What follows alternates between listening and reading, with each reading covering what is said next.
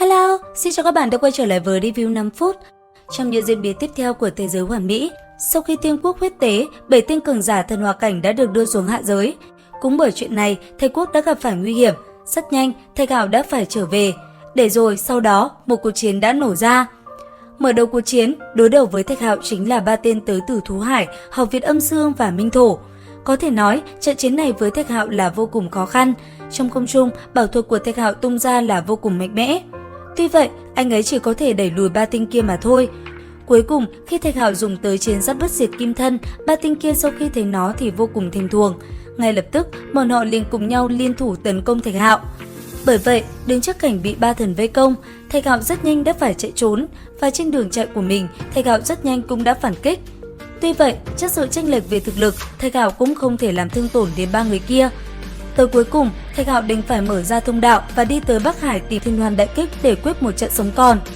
Thế nhưng, sau khi tới đây, Thạch Hạo lại không tìm được. Cũng bởi vậy, anh ấy rất nhanh đã phải trở về hoang vực. Lần này, anh ấy muốn dẫn 3 tên kia tới một nơi. Ở nơi đó, anh ấy sẽ đồng quy vu tận với bọn họ. Và nơi Thạch Hạo muốn tới chính là Tây Lăng Giới. Tuy nhiên, trên đường đi tới đó, Thạch Hạo cũng liên tục bị 3 tên kia công kích. Bởi vậy, thân thể theo đó cũng bị thương không hề nhẹ. Cuối cùng, khi tới được Tây Lăng Giới, Thạch Hạo liền dụ 3 người kia tới một cái tế đàn. Ở bên trong đó có rất nhiều khí tức của hung thú mạnh mẽ. Bởi vậy, sau khi đi vào, 3 tên kia đã ngay lập tức dính bẫy. Còn Thạch Hạo, anh ấy giờ đây cũng chỉ biết trốn trong thế giới của báu mà thôi. Theo thời gian trôi qua, 3 tên kia rất nhanh đã bị tế đàn kia hút cạn sinh lực. Lúc này, bọn họ chỉ còn lại chút hơi thở tàn mà thôi. Còn Thạch Hạo, ở bên trong thế giới của báu, nhờ có vạn linh đồ hào quang bao phủ, anh ấy mới không nhận phải kết cục giống như 3 người kia. Bởi vậy, ngay khi đi ra bên ngoài, anh ấy đã rất nhanh lấy mạng 3 tên thần tới từ thượng giới trả thù cho hàng vạn sinh linh vì bọn chúng mà bỏ mạng.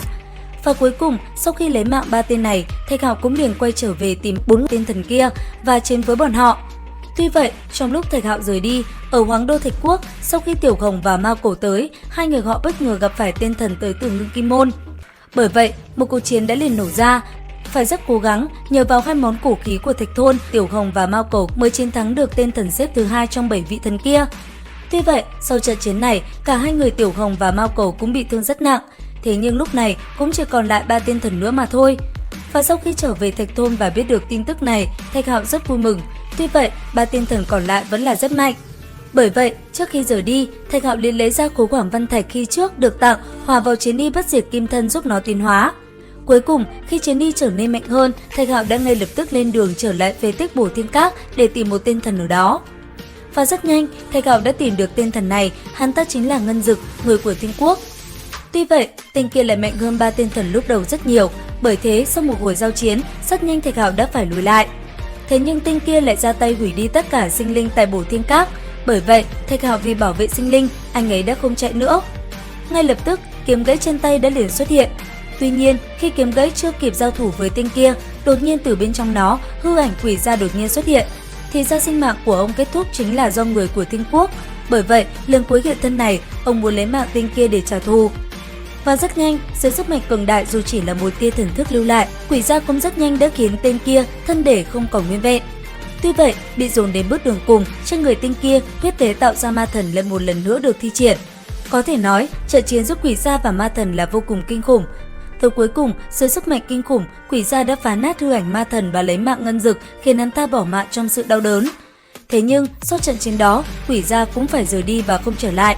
Tuy vậy, ông cũng kể cho Thạch Hạo biết quá khứ huy hoàng một đời thiên kiêu của mình.